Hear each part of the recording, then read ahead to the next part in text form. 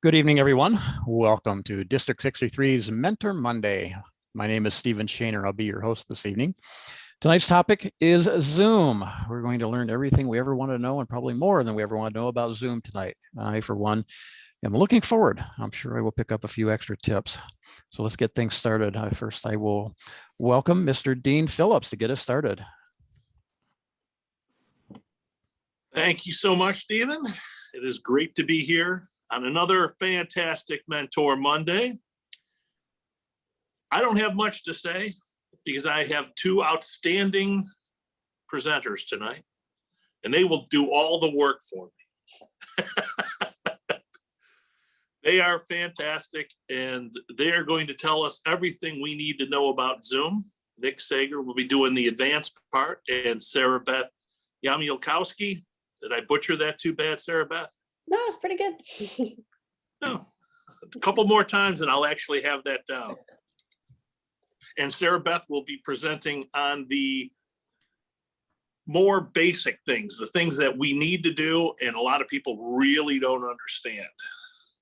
So take it away, Sarah Beth. Thank you, Dean.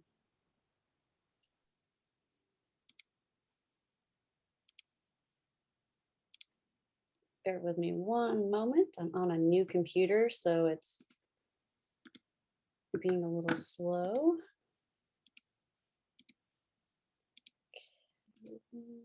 Oh, I'm sorry.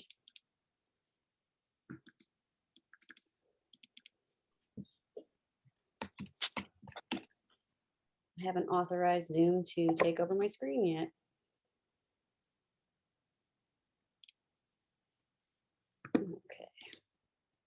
That's a lesson we should probably get into at some point as well, on how to have your computer. Always test your equipment.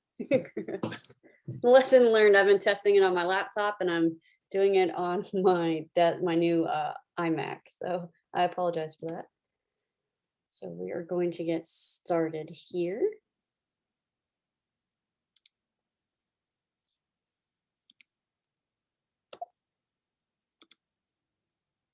So we are here to talk all about Zoom. Now, Zoom comes in a few different formats depending on the device that you are using. It is downloadable for mobile devices on the App Store or on Google Play. It comes for your laptops and desktops as well, and that can be both Mac and PC. So we are going to go over some of the Zoom basics today. How to join Zoom. When you're joining Zoom to join someone else's meeting, it looks a little different than when you're starting your own. And we're going to go over joining someone else's meeting to start. So if you're on a mobile device, it's going to look like the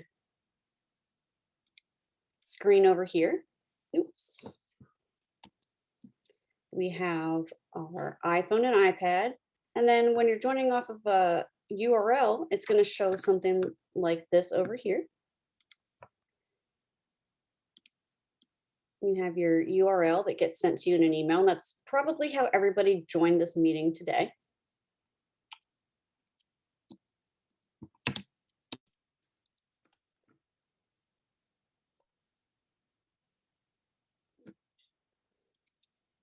Of course, this part is a little tricky, and we do get into this annotation later in the presentation. It is hard sometimes to back out of annotation when you're in it.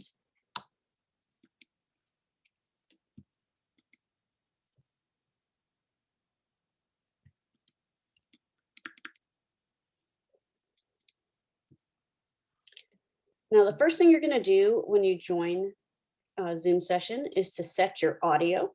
Now, your Zoom session automatically asks to choose your audio. Now, some meetings already have audio presets, such as mute. So you're always going to want to check to test your speaker and microphone before you start your meeting to make sure that it is working.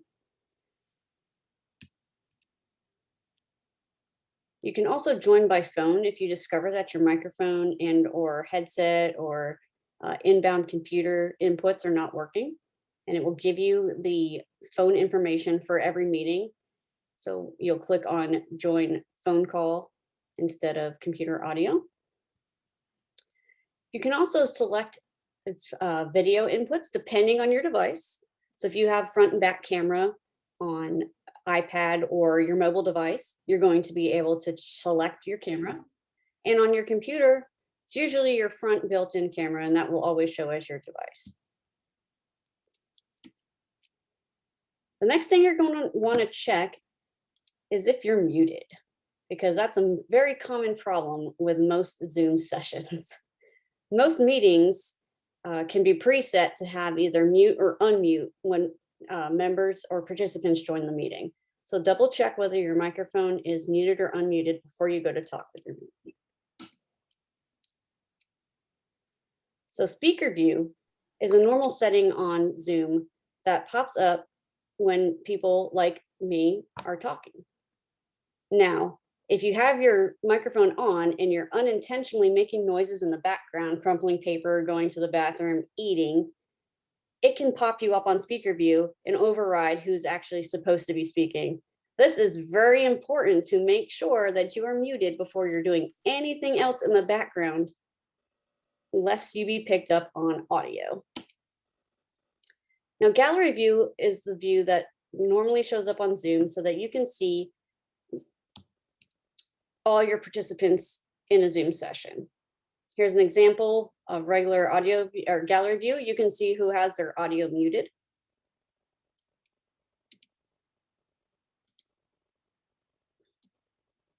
Now you can rearrange your views to see who is speaking. So if Dean is the person that you are focusing on, he is up here in your upper left as your timer. But you can also pick him up and drag him around and move him to a new location, depending on if you need to see him either most prevalent if you're speaking, or you can just throw him in the background. Now you can view other things as well. So when you're in your iPhone, you can have speaker views up where it is just the speaker in the center, or you can have a gallery view. It looks different on mobile than it does on PC devices or computer devices, so I'm showing you different views here. Also with speaker view and gallery view, you can toggle who you're viewing. So if you're having a speaker who's also presenting a screen, you can either have the speaker up in your view, or you can have what they're displaying in your view, and you can toggle back and forth between the two. Now, if you don't see who you're looking for and you're in a mobile view, you can always swipe over on your screen to get the speaker. Again, this is for mobile devices, not on your PC. You can also pin the most important speakers or the presenters that you deem most relevant. Pins are not permanent, so you can always change them. How to pin someone is you click on their screen and it gives you the option to either chat them, pin them, or request camera control if they're presenting. You can just tap pin and that will put them into the upper left-hand corner of your screen. And you can continue to pin other participants and it will put them in the top row. For chatting, now chatting is another great function of Zoom. This way you can either direct message a certain participant or the entire group. And this makes it so that you're not interrupting the speaker by verbally asking questions or trying to get someone else's attention. You can simply do it behind the scenes in a chat. Chat looks a little different with mobile and PC devices. So I just showed an example here. We'll go back. This is when you're pulling it up on your PC. In your mobile device. And on the PC, it's going to be on your side. Virtual backgrounds are probably my favorite feature of Zoom, as you can change what is going on behind you. So my speaker view, when I was speaking earlier, was just a blur. I just blurred my background. But they also have downloadable backgrounds that you can get from Zoom itself, or you can upload pictures. In my example below, I have me sitting in the seat of an F-14 Tomcat flying as Maverick. Growing up in Virginia Beach by the Naval Air Station, this is my favorite virtual background. But you can also have the background from Finding Nemo, and Toastmasters International has also provided backgrounds that are great for timers, and they have either colored slots or these cool little stoplights right here. Another fun feature that's not really professional, so I wouldn't recommend using it in a Zoom Toastmasters meeting necessarily if you're trying to be professional, but are really fun, are these video filters. And they essentially turn you into a meme. And you can display different meme functions, sunglasses, berets, hats. You can make yourself on a TV screen as different virtual backgrounds and filters, and they're just fun. And unfortunately, these are not available at the moment on the mobile device Zoom apps. So this is only on your PC, computer, Mac devices, but not your iPhones or Android phones. Another great way to react with Zoom and not interrupt the speaker by actually talking is using reactions. These reactions are located on your home screen on the bottom right. And with these, you can say yes, you can say no, you can clap, you can give a thumbs up, you can ask the speaker to go slower or go faster. Thank you, Dean, for giving me the thumbs up. And you can also have a poll function as well. Now, this is an important part to know about. It is your participants list. We touched upon it a little bit earlier with the chat function. However, this is going to give you some of the best information that you can get while starting a Zoom session, especially if you're hosting or speaking. This is going to give you a list of your fellow participants. It's going to show you whether they're on audio or video, and it's going to show you what their name is. You can change your name by clicking on your name in the participants list. And this just gives you the PC view of what the names are, and if they're on cameras or mics. With the chat on the side, it shows the participants list. And in mobile device, you can also, and as well as PC, if you'd like to see your list of participants, you just grab your little participant button. This is going to be on your bottom left-hand side of your home screen. And you can pull the list up if you don't automatically see it with your gallery view. Now, another cool thing you can do with your participants button is invite people to join your Zoom session. This can look a few different ways depending on whether you're on mobile or PC, but they both operate pretty much the same way. You can invite people to your session from your contact list, as well as send links via email. And it will send an actual meeting invite, and then they can follow the hyperlink to join your meeting. Now, sharing is caring. We're going to go into our screen sharing. This is important for presentations such as this one. Now, sometimes the host has their screen sharing disabled, where only the host is able to share their screens. You're going to want to double check this if you're the host to make sure that your screen sharing settings are turned on.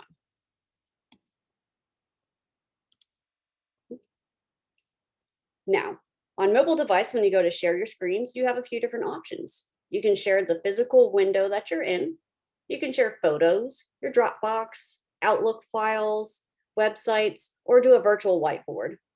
And virtual whiteboard is basically what it says. You can actually have a white background and draw on a whiteboard, which is really cool if you're doing collaborative screen shares. Now, sharing with mobile is a little bit different than sharing with PC. On an iPad or iPhone, the Zoom screen share requires you to broadcast what's going on your device. When you're sharing a screen on PC, you have several different options. You have your basic functions of your desktop, your whiteboard, but you can also share individual windows like your PowerPoint or what's going on your iPhone or iPad via AirPlay. You can also share just a portion of your screen, a second camera, or your computer audio, which is great if you're trying to virtually DJ. Now, there are different views, as I talked about earlier when sharing the screen. You can see the speaker view, the screen itself, or you can pin someone else if you're presenting to them directly. Here's an example of a pin. And this is in PC view. Now, you can always change who's in your video's pin. And like I said earlier, you just tap on the person. It gives you a selection of choice to pin them, and you can put them in any order that you want on the screen. You don't have to be married to your pin placement. You can always replace them, unpin or repin. Another cool thing that you can do with screen sharing is you can share your notations. Sharing your notations allows you to highlight, arrow, color in, erase on the screen. So essentially it's a combination of whiteboard feature and screen share. So you can annotate over what you're doing on the screen. And this way it can emphasize certain points that you're trying to make throughout your presentation.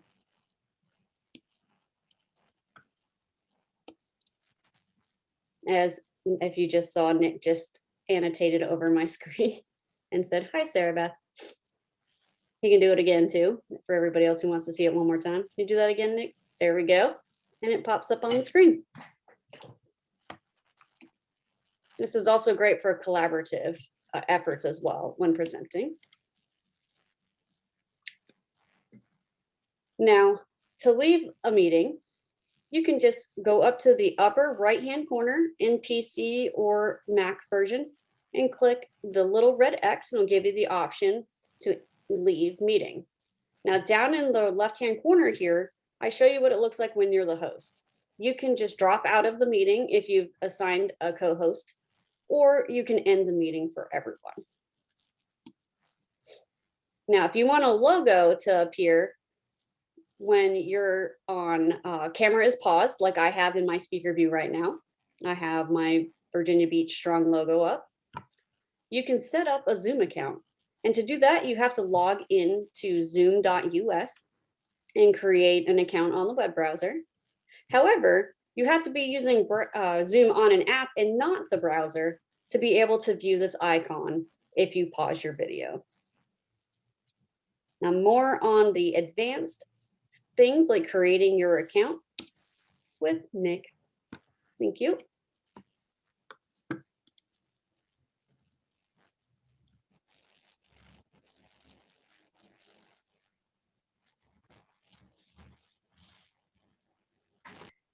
Hello, I'm hearing some noise.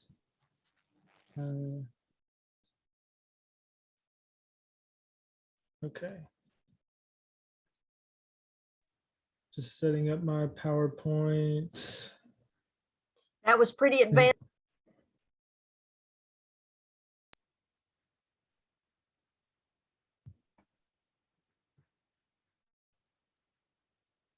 Can you see my screen? Okay. And I guess you can hear me too, because you all nodded your heads. All right. So website settings and video and audio. Sarah Beth talked a little bit about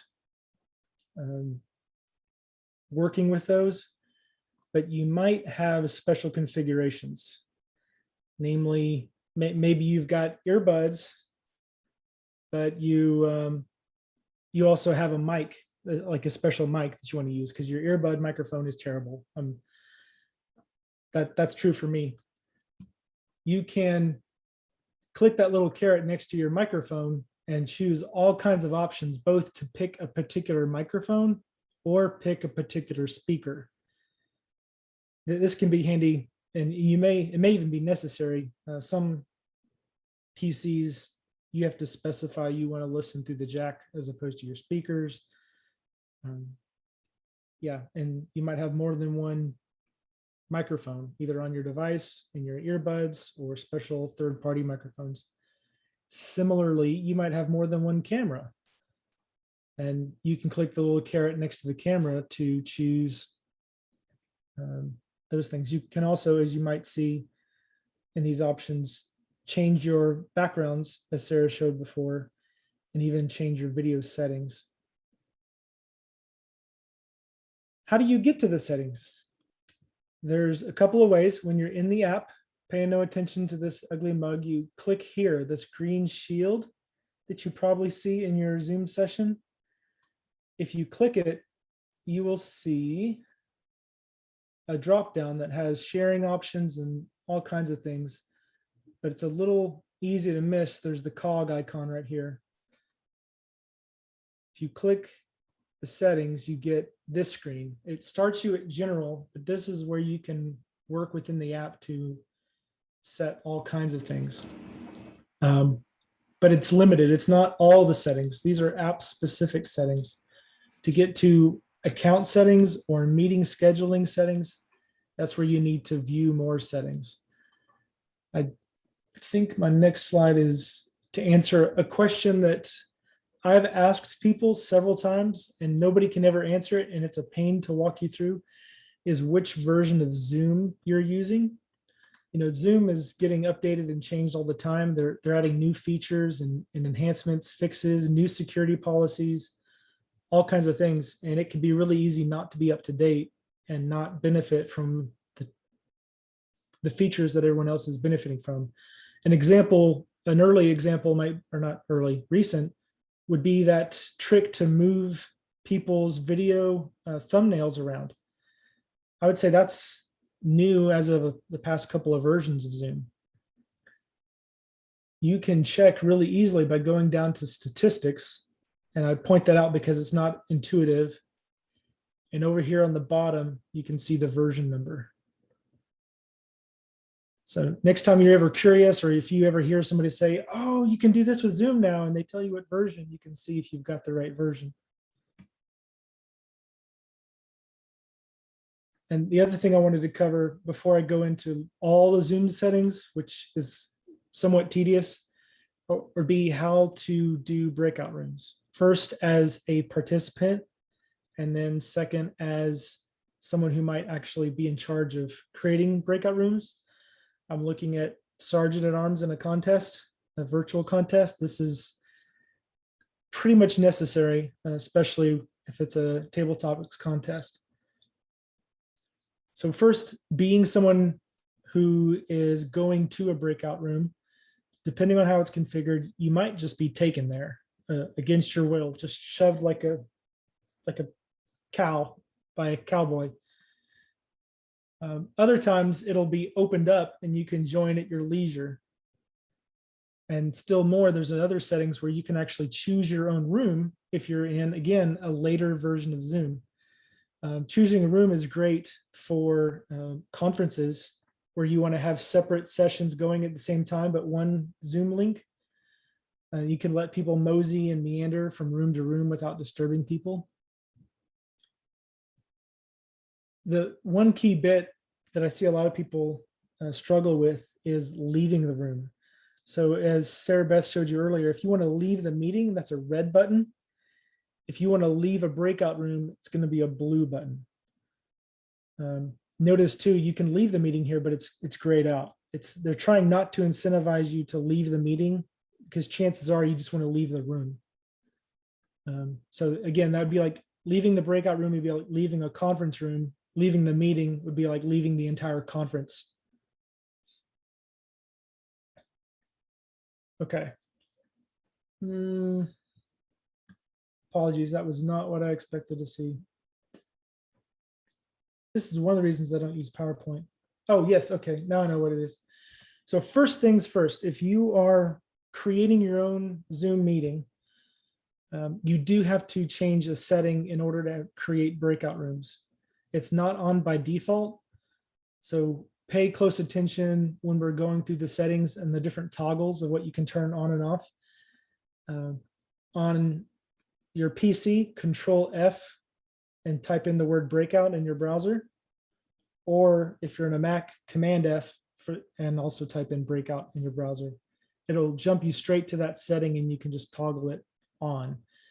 From then on, any meetings you schedule with that account will have the breakout room as an option for the host. Assuming you've done that, now these are the steps to create a breakout room within the meeting. So this might help you empathize with all the little clicks and tricks that a Zoom master has to pull to get a breakout room. You can't create the breakout room before the meeting.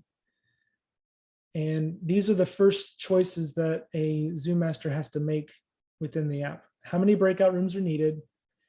And how will assignments take place? Is it automatically, which is essentially random, manually, which is the typical case when setting up a contest. And then let participants choose would be that conference sort of scenario. After you've made a choice, and perhaps depending on which choice you make and click create, you will have more options and more decisions to make. So I chose 2 rooms, and you can see that I have room 1, room 2. If I hover my mouse over that accordion, I can rename it to something like Chief Judge's Office, or, you know, room 2 could be the contestants' lounge, green room, whatever.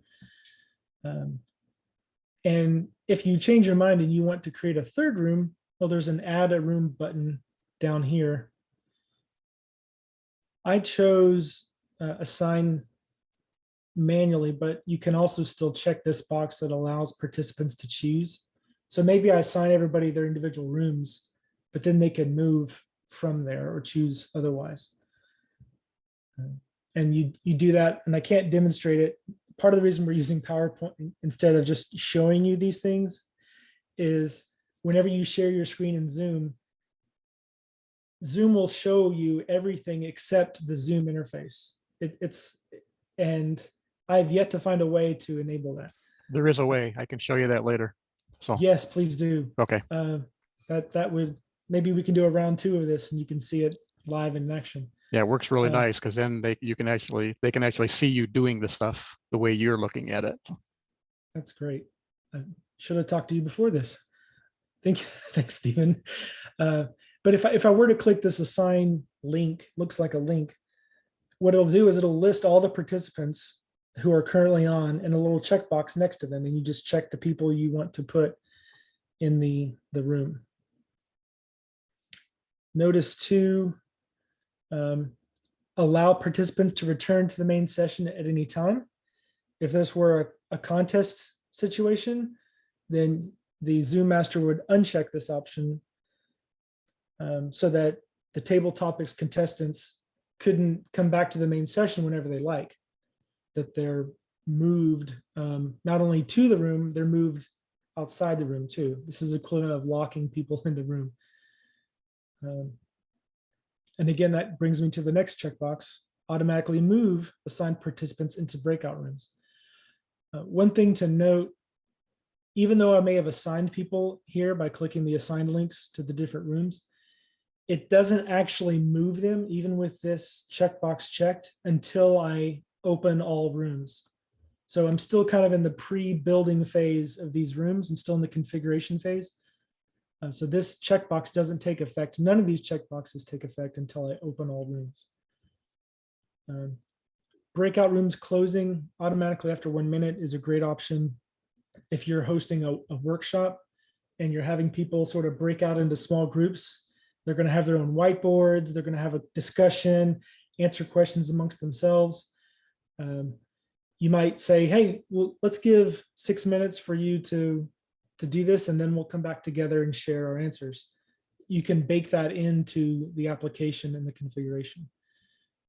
And this is just a courtesy countdown after closing breakout room to not jerk everybody out of the room mid-sentence. Let them at least finish their thought before they're asked or removed from the breakout room. Let's see, recording. So if you're presenting or speaking in a Toastmasters meeting and you want to record your speech, there are options, limited options, depending on what you've set up. If you don't have a Zoom account, or, well, if you don't have a paid Zoom account. But to record, you click here. You may be given 2 options. Generally, it's going to be record on this computer, and that's just going to save the video file to your local machine. I believe the mobile devices can only record to the cloud. I've failed to test that before this, but I'm seeing head nods, so that is correct. And now getting a peek at the settings screen. Profile is where you set up your profile. Kind of like the little Dean that's on the top of this screen. That's where you can upload an image, set your default name. create your own personal meeting room ID. We'll come back to meetings, but I wanted to go into recordings because if you do have a paid account, this is where you would set those up. And if you already have some, this is where you could see them. In fact, this would be a great time to show you the actual screen.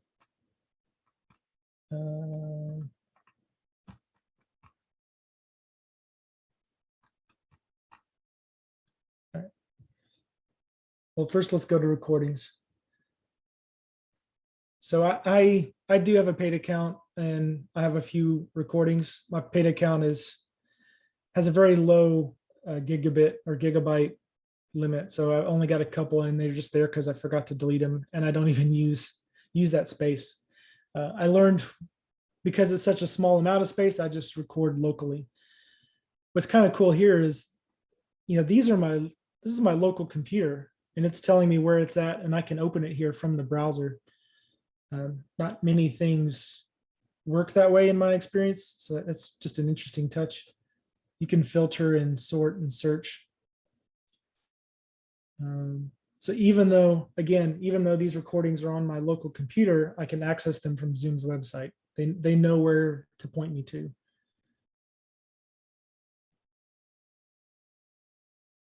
Settings. So I'm going to demonstrate now where you can find the breakout room to set that up. So I'm just clicking anywhere on the screen. I'm holding the control or command key, hitting the F key, and there's my search term. So if I wanted to go to my recording settings, I can just type that in and hit enter to cycle through and skip to all the record things. And all it's doing is taking me to that exact phrase somewhere on the web page. Well, I can do that with breakout rooms too. And as you can see, I have it toggled on because in my meetings, I use breakout rooms a lot, or I like to use them. It's that easy. When it comes to settings, I've found that Zoom is pretty good at sorting them by most useful first. So at some point, as you're scrolling down and looking at the settings and making decisions on what is good to use or what you might want to do, eventually you're going to lose interest. Eventually, you're going to need to take a break because there are so many settings. Notice that I would actually say user management, room management is beyond advanced. That's if you've got an account that has multiple users and has like physical conference rooms configured with the Zoom software, can interact with it. But there are some security settings that are now required. They used to be optional. You can't uncheck this anymore. And essentially what it is you have to choose at least one of these two options to have a waiting room or a meeting passcode. You can also do both for added security. I think you found in this session, we have the waiting room option. One of the benefits is you don't have to have a passcode.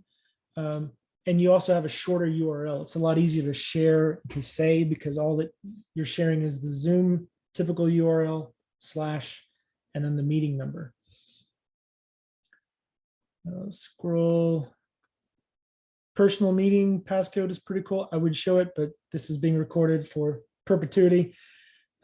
One trick that I've seen people use, and I might have done it myself, is to make the passcode my phone number.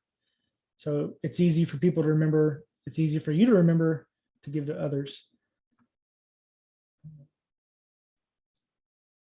And really, I don't know that if we want to go through all of these together, we'll have some serious brain drain. But just know that there's lots of options available. Like this is one I wouldn't recommend, but if you wanted to make sure that somebody has a Zoom account before they can join the meeting, they have to be logged in as a Zoom user. This would be another kind of security check.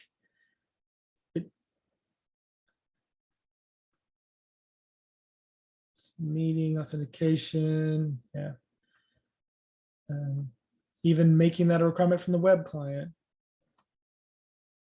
You might have noticed a time or two when joining a Zoom meeting that sometimes your camera is on by default. sometimes it starts recording by default. That's one of the things that the Zoom scheduler can choose, whether the participant's video is on or not. Same with recording.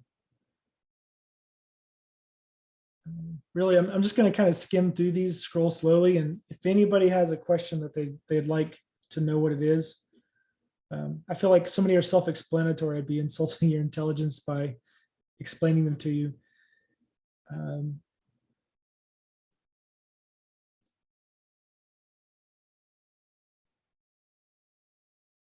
Chat is a very common setting. One thing that I've seen is that not every chat I've been a part of in Zoom allows for the sharing of files. I'm pretty sure that's up there's the setting right there, file transfer. Hosts and participants can send files through in-meeting chat. And you could imagine how that could be a security concern. If you have just anybody joining a meeting, you don't want them putting whatever image they want in a chat for everyone to see. So there's that.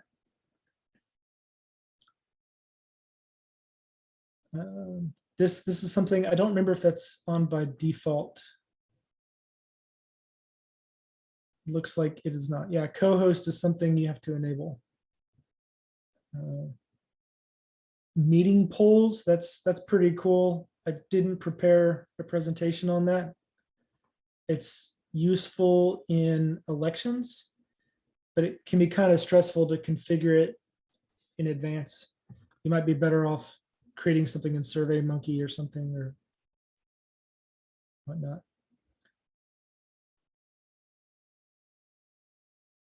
Show Zoom windows during, oh, that, Stephen, is this the setting? You're on mute and video off, so you might be gone. Allows. That's it. Well, yes, that's it. So when you click that in, sometimes you actually have to leave the session and come back. But then what will happen then is when you share your screen, they will be able to see your Zoom interface. So you can go down to the bottom and show them how to do the video and do all that stuff. So I've used that a few times when I've been training other people on Zoom. See, I should have reviewed this before creating my PowerPoint. that would have been good lesson learned. Disable desktop screen sharing for meetings you host. You just can only select, oh, that's an interesting. I typically share the whole screen just because I forget which applications I've chosen or not chosen. And you can turn annotations on or off, which is good because I was able to troll Sarah Beth.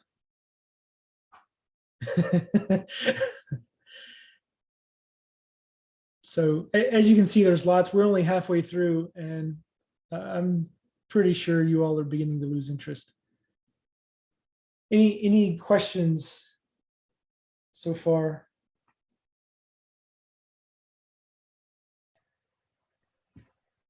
I have a question. Go for it, Mikhail. I came in a little late, so I don't know if you covered it.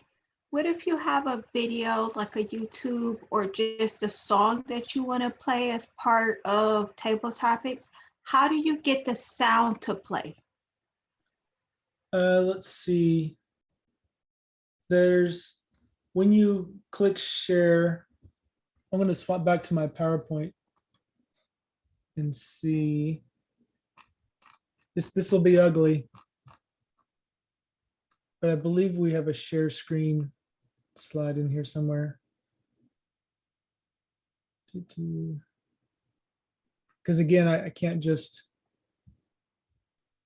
have I gone too far? The participants. And this is the old deck, Sarah Beth. At least I think it is. Video feed. Can I control F within? That is the old one that doesn't have my some of my new slides that did have the screen share option selected with the Okay. select my audio. They were in the screen captures, but on a newer version of the PowerPoint. Okay, I don't suppose you're seeing my Zoom app. No. Okay, one moment, because I There's- know, Yeah, there's two things. If you're going to share a video, you want to share your screen and it's like the application you're going to share the video in, but there's a little checkbox at the bottom that says share computer sound too.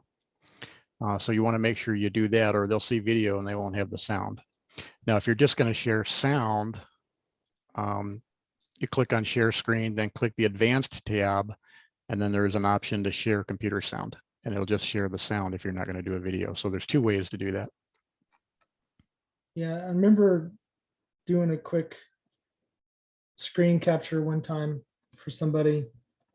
But yeah, it would have just shown what Stephen described.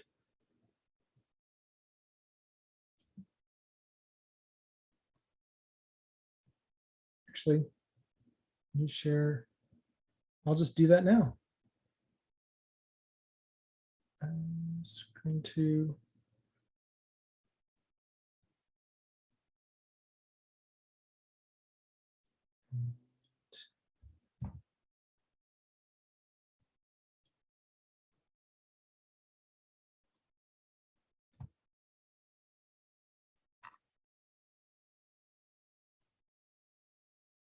One moment.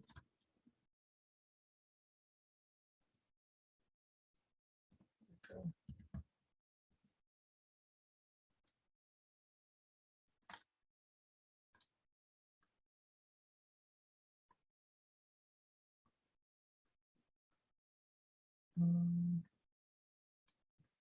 Okay.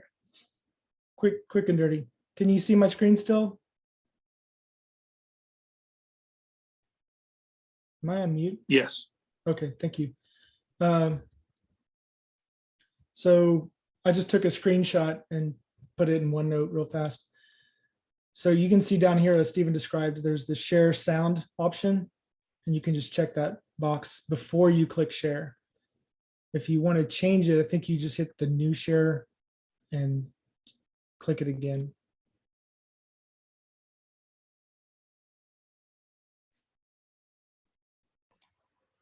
Thank you. And, yeah. Any other questions?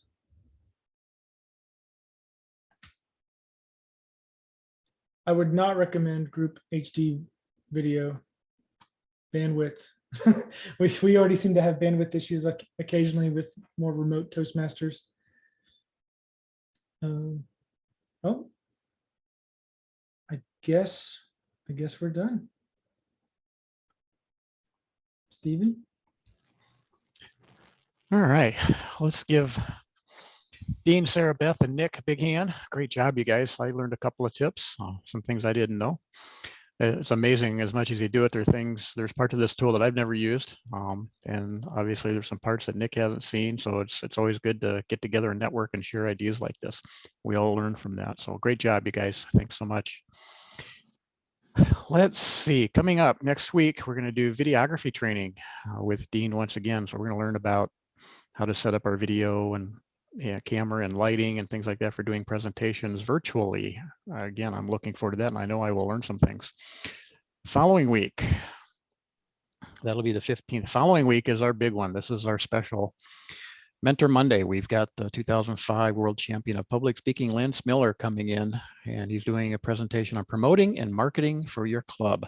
This is one you do not want to miss. I know all of you have enough members in your club already, but you want to participate in this one anyway. The following week, 29th, transitioning to hybrid meetings.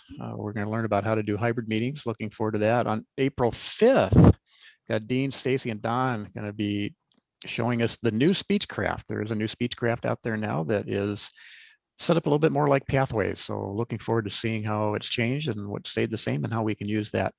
On April 12th, I will be doing a session on the club success plan. So we've got a few weeks planned out here. We've got some weeks still to schedule, but as we get closer, we'll get those scheduled as well. Let's see, Kim, Yes. what do you have for us this week? Oh, I thought you would never ask. I'm here for my weekly update. I am currently looking for members who would be willing to be servant leaders and serve our district as an area director or administration manager, finance manager, or PR manager. All great opportunities. I'd love to talk to you more if you are interested, or you can turn your paperwork in. I can put my email in the chat, but it's a great opportunity. So let me know. All right. Thank you, Kim. Let's see. Stacy, what do you have? I have a special event that's coming up on May the 8th. It will be at 10 o'clock Central, 11 o'clock Eastern time. It is with a speaker from England. His name is Andrew Bennett, and he will be specifically focusing on vocal variety. Have you ever been in a meeting and heard someone give a speech evaluation where they talked about adding more vocal variety? What does that mean? Me. Just like this presentation. That's right. How do you add more vocal variety to your presentation? He'll be doing a 2-hour presentation where he will actually work with a couple of volunteer speakers. He will give them feedback after they give a 2-minute presentation. He will also be working with a number of table topics presenters and giving them feedback. And then he's offered to also be in a Zoom room and allow us to go into the Zoom room 2 or 3 at a time and get some one-on-one coaching with him. So that will be May the 8th. We are looking for a couple of Zoom masters who could help us out, because we will have to do some rooms and some moving around. And Sarah Beth and Nick and anybody who would like to volunteer. Kelly, hang on a second. Let me get Kelly Hughes is putting this together. She said that anyone who wants to, you are more than welcome to use this as a project in Pathways. She is using it, I believe, as an HPL. So let me post her email in chat, and please get in touch with Kelly if you're available and you can help out. She would love to have you. We do plan on broadcasting it district-wide, and even beyond that, it'll be on Eventbrite so we can attract other folks outside. I understand he's presented this in other districts, and it has been extremely successful, getting at least 100 to 150 participants. So that would be wonderful. And that's it for me, Nick. Stacy, Yes. What time and time zone? I might have missed that. 10 o'clock in Central, 11 o'clock in Eastern. That's a Saturday, May the 8th.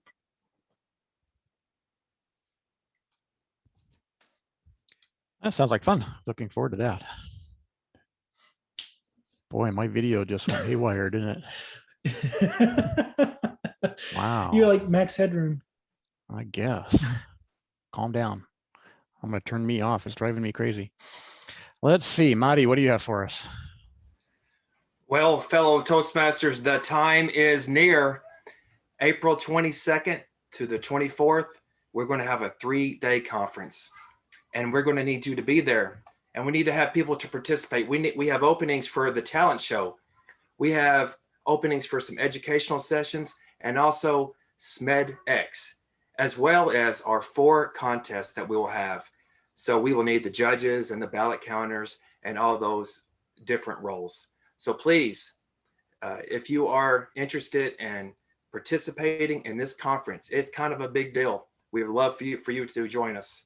So let Stephen know if you want to do an educational session, and just let me know if you would like to sign up for any other role, and contact Jason Cronin, your contest chair. Thanks, Stephen.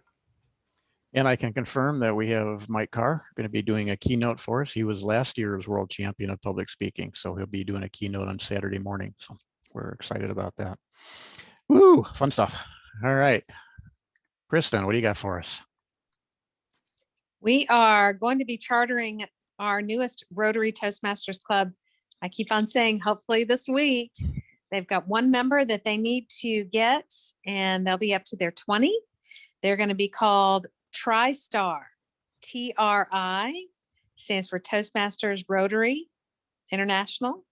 STAR is the TAR is Toastmaster and Rotary. And I think the S means serving Toastmasters and Rotary. They're going to be TriStar Toastmasters. And I'm super excited about it. Looks like we've got a couple more demo meetings that are coming up. If anybody would like to step up and wants to speak, just reach out to me.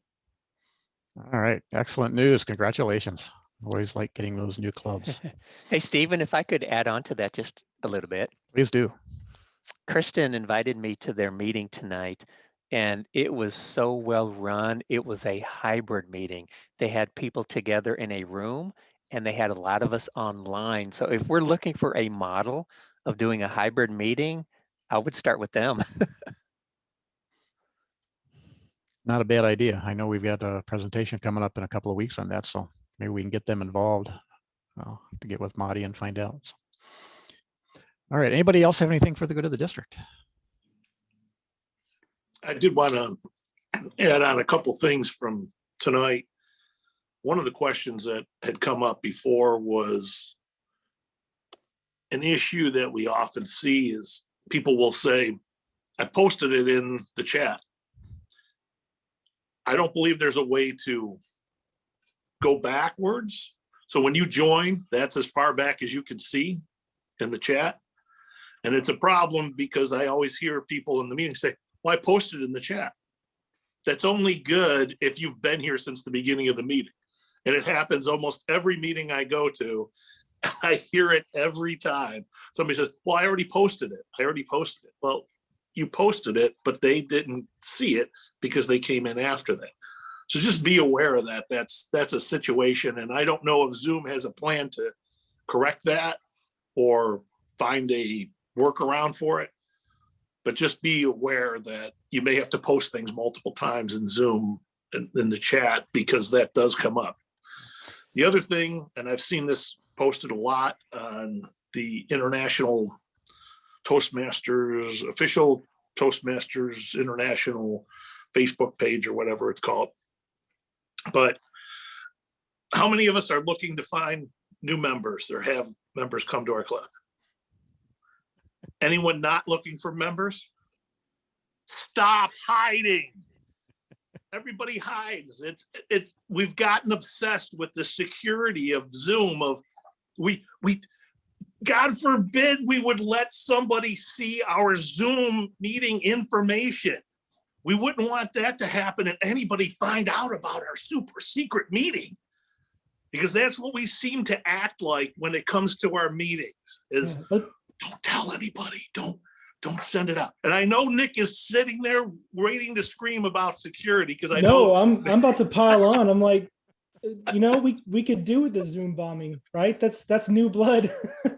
and if they misbehave, all you got to do is kick them out. Like just send them back to the the waiting room. Yeah. The other thing about that is use a consistent number. Just pick a number and just be consistent. It's the same time and place. Yeah. Yes. Zoom link is a place. Yeah. And just use the same one because every week I get a meeting notice 15 minutes before the meeting's about to occur because it's a new meeting one and the old one last week didn't work. Be consistent with your meeting notice because that's the surest way to get people and respond. I've sent out probably in an average week at least 6 or 7 requests to visit a club, and less than half of them do I even get a response from. Yeah. So those are just some hints. And, you know, I sent out an email to all the area directors to make sure that your information is uploaded and correct on the websites, because I did that last week. I was like, I want to go to a meeting, and every single one without fail, either the Zoom link was wrong or they didn't have the information on the website and I couldn't join. I mean, I can send a contact request on their website, but are they going to get back with me within 10 minutes? Probably not. So let's make ourselves discoverable. Yeah, I have one club to where one of the members was in a meeting that got bombed, and they refused to use Zoom. They use Google and they change it every week. And I'm like, please take a chance. Things have changed since the very beginning. They've gotten better, the security. So how do you expect people to be able to find you? And they're like, well, we get new members all the time. I'm going back. Think about how many new members other than you've got, you could be getting. And they still use Google and change it. That's why I didn't get on their meeting tonight, is because I couldn't get to it. So, I'd like to yeah. piggyback on something Don Biddick said just a minute ago about hybrid meetings. I think we all know that this is definitely with us to stay even in the post-COVID era. Donaldson Early Birds this morning, and Dean, I think, weren't you visiting with us this morning? I thought so. Yes. So you I heard was right? Yes. We had a good meeting this morning. Yes. We talked about this morning. Hybrid meetings are going to be very important to us whenever we go back to in-person meetings, which won't be anytime soon. But we've got two very important members. It's a father and son team. The son is in Bali, Indonesia. The father is in Santa Monica, California. And in our Brentwood Evening Club, we have a member that's in the process of moving to Nashville, but presently she's living in somewhere in Utah. So hybrid meetings are going to have to be a thing of the future, because believe me, Donaldson Early Birds, we would be bad off if we were to lose that father and son team. You know, one thing I meant to sneak in somewhere is I love the irony of this topic tonight. That it's kind of like getting an instructional DVD on how to set up your DVD player. It's you have to get on Zoom to learn how to use Zoom. And good thing this recording will be available on the website. Yep. And as a reminder, on March 29th, Marty put this in the chat. We got a Mentor Monday on hybrid meetings. So we're looking forward to that. All right. Anything else? Well, thanks everyone for being here, giving up some of your time on a Monday. Appreciate that. And I hope you learned like I did, and we look forward to seeing you next week.